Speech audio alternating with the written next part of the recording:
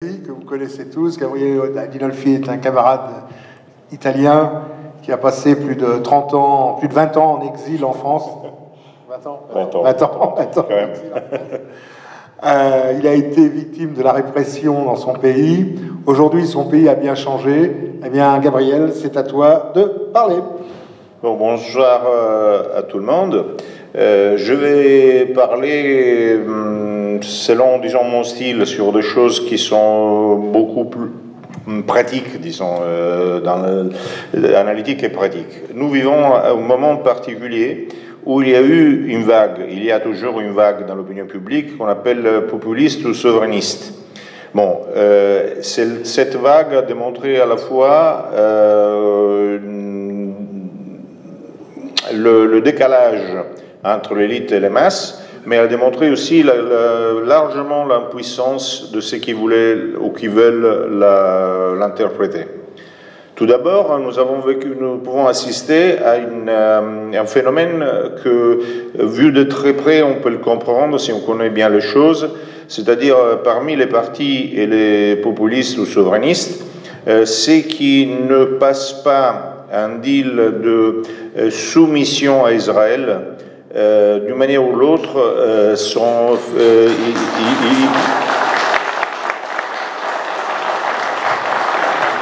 on le fait disparaître, on leur empêche de grimper, on crée forcément des alternatives à côté qui sont beaucoup plus sympathiques à Tel Aviv et parfois même à l'ambassade de Jérusalem bientôt. Ça d'un côté. De l'autre côté, je vois par exemple ce qui s'est passé en Italie, même la grande participation de foule qui laisse penser un changement de système ou quand même un changement de rapport de force a porté un résultat opposé, c'est-à-dire il a remis au pouvoir réel d'une façon très importante les gens ce que les Anglais appellent le deep state ou l'état profond, c'est-à-dire la grande force de la gauche profonde qui devient de plus en plus acharnée. On le voit un peu partout. On le voit un peu partout sur les lois répressives qui ont recommencé en Italie. On le voit sur les lois sur la mémoire. On le voit maintenant en Espagne. On en parlera demain. Et en même temps,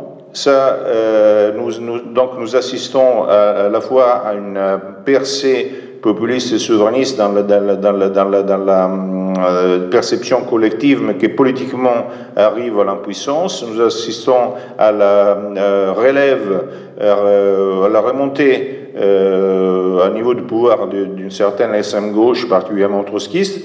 Et nous assistons aussi à un autre élément. Si vous regardez autour de vous, en commençant par la France, dans tous les grands pays d'Europe, vous trouvez l'impasse politique. Vous trouvez toujours une caricature de guerre civile et de dépolarisation. L'Espagne divise en deux fronts qui rassemblent beaucoup le front de la guerre civile espagnole. En Italie, nous avons deux fronts qui rassemblent un peu la guerre civile des années 20.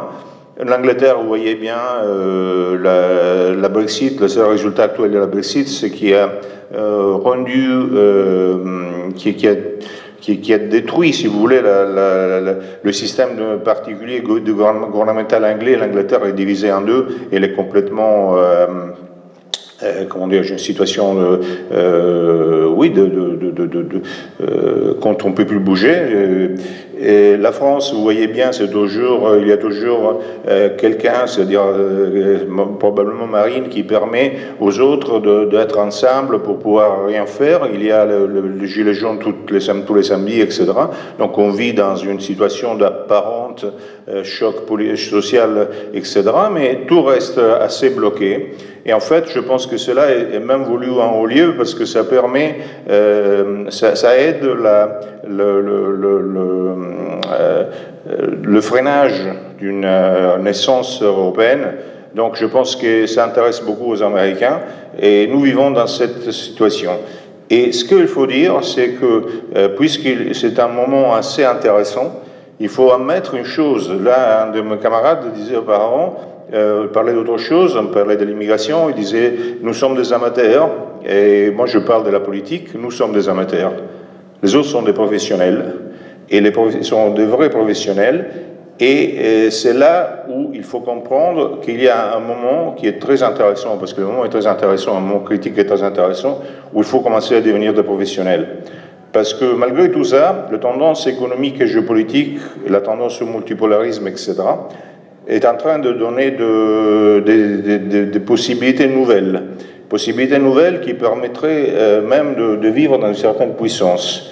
Et simplement, pour arriver à ceci, il faut pouvoir comprendre, vivre l'Europe de façon de l'Europe de la puissance, même une Europe impérialiste, pourquoi pas, mais une Europe qui ne soit pas liée au capitalisme financier, qui ne soit pas imbibée de tout le matérialisme économiste et qui se libère du sida mental dans lequel la bourgeoisie après 68 s'est reléguée.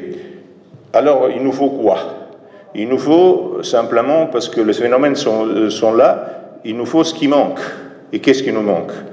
Ma camarade Irène a dit il nous manque le courage. C'est vrai. Je m'en souviens même en Espagne un jour, un ancien de la Légion qui m'avait invité à déjeuner et qui m'a dit écoute Gabriel, depuis que je suis à la retraite, je dois toujours espérer qu'il y a quelque chose, mais je vais te dire une chose, les gens de droite sont lâches. Alors, je suis malheureusement d'accord, il y a beaucoup de lâcheté, mais il n'y a pas que cela. C'est qu'il y a un manque de mentalité. Et il manque une classe dirigeante révolutionnaire. Et c'est à ça qu'il faut travailler. Il faut travailler à bâtir une classe dirigeante révolutionnaire. C'est sur cela que j'ai lancé le projet de l'ancienne d'Europe. Ça fait longtemps que j'en parle. Roland a pu apprécier physiquement comment les choses se déroulent. Enfin, bon, c'est pas une question de faire beaucoup de bruit, c'est même pas une question de faire du bruit, c'est une question de créer une classe dirigeante capable de relever les défis avec la mentalité qu'il faut. Moi, j'ai appelé cette mentalité évo-léniniste, c'est-à-dire avec l'esprit d'Evola et la mentalité pratique de Lénine. Et je vous dis une chose que dernièrement, j'ai découvert en Espagne, en Pologne, en Italie, en France, en Flandre, plusieurs personnes entre 25 et 30 ans qui sont déjà des chefs et qui ont la mentalité comme il faut, qui ne se sentent pas le fils majeur de Léon Degrelle ou peut-être le père majeur de Léon Degrelle, comme c'est toujours l'habitude, et qui ne pensent pas qu'en ayant 10, 15 ou 20 ou 100 ou même 1000 adhérents, ils ont conquis le monde. Alors, si on arrive à faire passer, et je pense qu'on arrivera à faire passer cette mentalité, qui est une mentalité révolutionnaire dans le sens du réalisme du terme, dans le sens de la volonté des puissances et dans le sens aussi de la capacité technique, je pense que nous pouvons relever notre défi. Parce qu'autrement, nous ne ferons que lancer des slogans de défense ou d'attaque, mais ça resteront des slogans.